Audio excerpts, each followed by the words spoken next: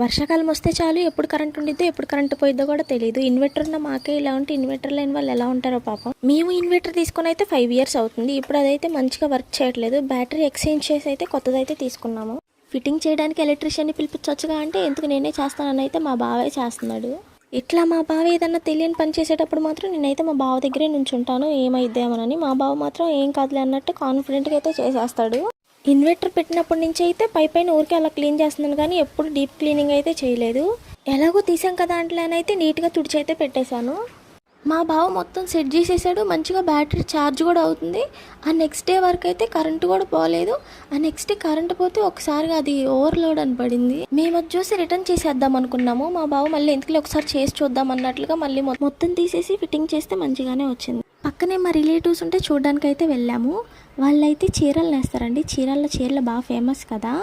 అది మీకు ఒకసారి చూపిద్దామని అయితే చూపించాను. దాన్ని ఏమంటారో కూడా నాకు తెలియదు. మగ్గం అంటారు అనుకుంటా.